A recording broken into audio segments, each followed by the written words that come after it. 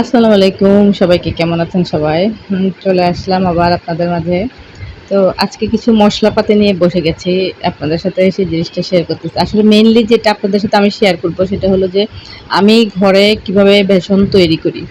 তো তার মধ্যে আমি বেসন তৈরির উপকরণগুলো নিয়েছি। এর ফাঁকে আমি একটু মসলাগুলাও আপনাদের সাথে শেয়ার করতেছি। আসলে এই মসলাগুলো আমি সবসময় বাজার থেকে আস্ত মসলাটা কিনে নিয়ে আসি। কিনে এনে তারপরে আমি মসলাগুলোকে ধুয়ে ভালো করে পরিষ্কার করে এরপর আমি এগুলোকে গুঁড়ো করে নেই। তো বাজারে যে গুঁড়ো মসলাটা পাওয়া যায় সেটা আমি খাই না। আর এটা স্বাস্থ্যসম্মতও না। আপনারা যদি একটু কষ্ট করে বাসায় এইভাবে তৈরি করে নেন তাহলে মনে হয় সবচেয়ে ভালো। এটা শরীরের জন্য, স্বাস্থ্যের জন্য খুব উপকারী একটা জিনিস। তো একটু কষ্ট হয় হয়তো এটা ধুয়ে শুকানো অনেকটা ঝামেলার ব্যাপার অনেকে মনে করে, যার জন্য অনেকে এটা করতে চায় না, কিনেই খায়। কিন্তু আমি সবসময় এই জিনিসটাই করি। আমি বাজার থেকে কিনে এনে তারপরে এগুলা ধুয়ে পরিষ্কার করে তারপরে গুঁড়ো করে নিই। তো আজকে আমি আপনাদের সাথে আসলে বেসন তৈরিটাই দেখাচ্ছি মূলত, যে বেসনটা আমি কীভাবে বাসায় আমি বানিয়ে নেই।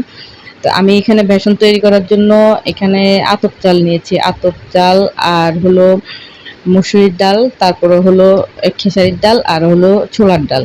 তো বাজারে যেই বেসনটা পাওয়া যায় আমার কাছে ওই বেসনটা ভালো লাগে না। কেন জানি আমার কাছে মনে হয় যে বেসনটা অনেক সময় যখন আমরা গুলিয়ে নিই এটা ফুলে না ভালো করে, বেসনের স্মুথনেসটা ভালো হয় না। ভালো লাগে না আমার কাছে খেতে, যার জন্য আমি বাসায় বেসন তৈরি করে নেই। তো আমি এটার পরিমাণটা আপনাদেরকে বলে দিচ্ছি যে কি পরিমাণে আপনি কতটা ডাল কতটা চাল নেবেন। আমি এখানে বড় কাপ দিয়ে ১ কাপ পরিমাণ আতপ চাল নিয়েছি, ১ কাপ পরিমাণ মসুরির ডাল নিয়েছি আর ১ কাপ পরিমাণ নিয়েছি খেসারির ডাল। তো ওটা এই ৩ কাপ নিয়েছি। আর ছোলার ডালের পরিমাণটা আমি অনেকটা বেশি দেব। ছোলার ডালটা আমি ৩ কাপ নিয়েছি। তাহলে মোট আপনার ৬ কাপ। আপনারা যদি এভাবে হিসেব করে যদি করেন বেসনটা, তাহলে আপনার বেসনটা অনেক সুন্দর হবে।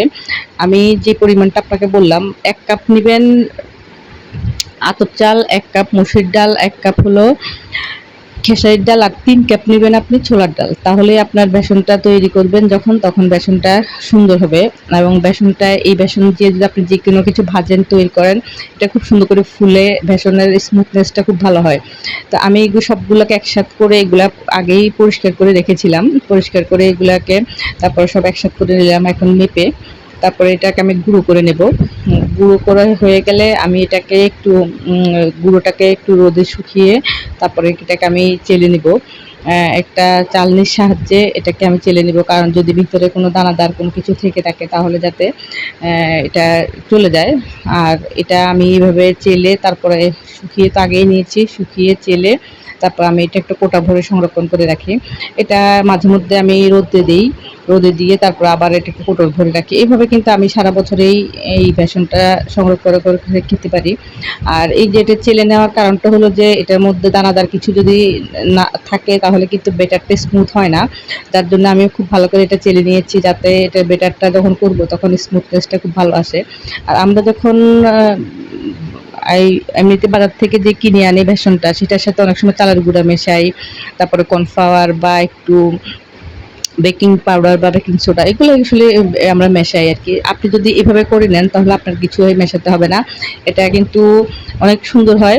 দেখা যায় যে আপনি এটা কর্নফ্লাওয়ার ছাড়া বা বেকিং সোডা ছাড়াও আপনি এভাবে গুলে আপনি যখন বানাবেন বেসনটা, যেকোনো জিনিস বেগুনি বলেন বা যেটাই বলেন, খুব সুন্দর করে এটা ফুলে এবং সুন্দর হয়। আমি এইভাবে এই জন্যই করে নিই। তো আমার বেসনটা তো তৈরি, আপনাদেরকে দেখাই দিলাম। এখন দেখাচ্ছি আমার আসলে এই ফাঁকে আমি মসলাগুলো শুকিয়ে ভালো করে গুঁড়ো টুড়ো করে নিয়ে আসছি। এখানে জিরে ধনে আমার, তো এগুলা সব কিছু আমি এইভাবে সংরক্ষণ করি। সামনে যেহেতু ঈদ চলে আসতেছে, তো এইভাবে মশলা টশলা করে রাখলে আসলে কিন্তু একটু কাজ আগে এগিয়ে থাকে আমাদের গৃহিণীদের। তো আসলে কাজেরই শেষ নাই। তো আমার ভিডিওটা আপনাদের কেমন লাগলো জানাবেন। একটা প্লিজ লাইক কমেন্ট করবেন, যদি ভিডিওটা ভালো লাগে একটা সাবস্ক্রাইব করে দিয়ে যাবেন। আজকের মতো এই পর্যন্তই, সবাই ভালো থাকবেন।